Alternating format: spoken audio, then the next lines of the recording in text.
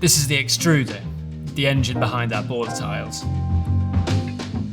To begin, the aluminium die is carefully fitted, defining the exact shape and profile of each tile.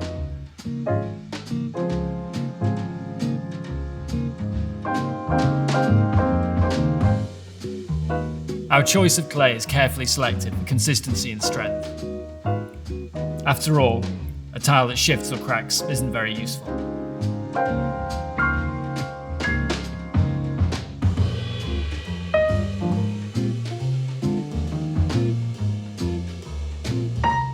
There are several ways in which tiles like this can be made, ranging from compacting wet clay into a mould to casting tiles from liquid clay slip. The method that we choose because it matches our existing tile production. We can use the same clay, the same glazes, and make sure that the match is as close as possible.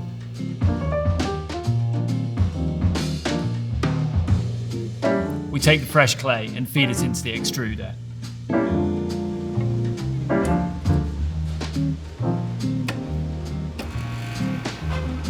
This pushes the wet clay through an aluminium profile that matches the cross-section of the border tile that we're extruding. The first few centimetres of clay aren't perfect. Air pockets and uneven flow need to work their way out of the system. Once the machine reaches a steady state, the clay flows smoothly and consistently through the die.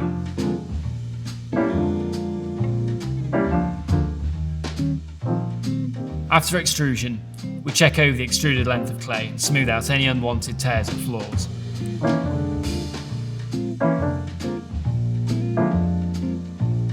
The clay then rests in the controlled drying area. This firms it up and removes moisture evenly along its length, so that when it's cut, each tile holds its shape without cracking or warping.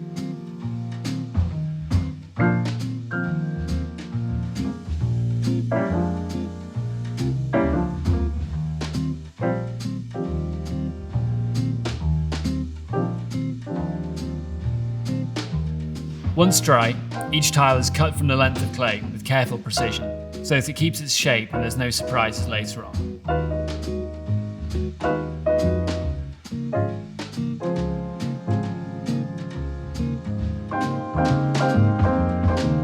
The edges are checked and measured, because even the tiniest of misalignments can throw off the whole look. It's all about quiet perfection, the kind you notice without noticing.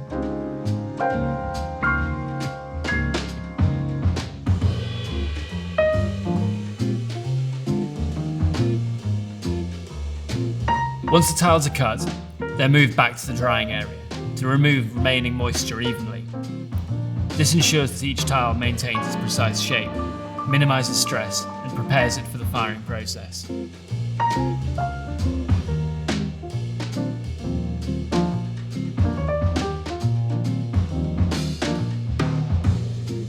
Once dry, each tile is checked over, and the surfaces and edges are sanded and smoothed. This step ensures uniform thickness, crisp profiles and clean lines. Then after that, into the kiln. High temperatures where the clay transforms into solid ceramic.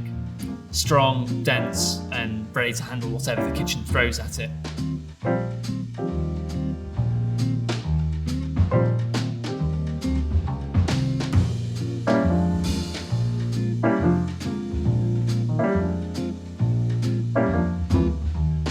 Once the tiles have been through their first firing, which peaks at 1000 degrees, they're individually dipped into one of several glazes that we mix in-house.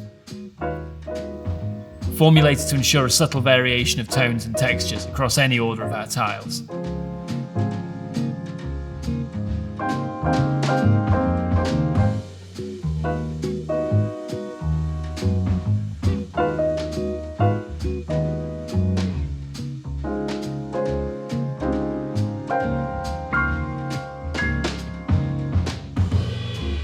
Once the tiles are glazed, they'll be reloaded into one of our kilns for its final glaze firing, which peaks at 1240 degrees.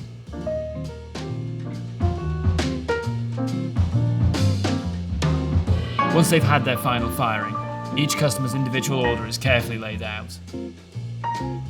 Spreading out the order allows us to thoughtfully arrange and balance the tones and textures before they're packed and sent to our customers.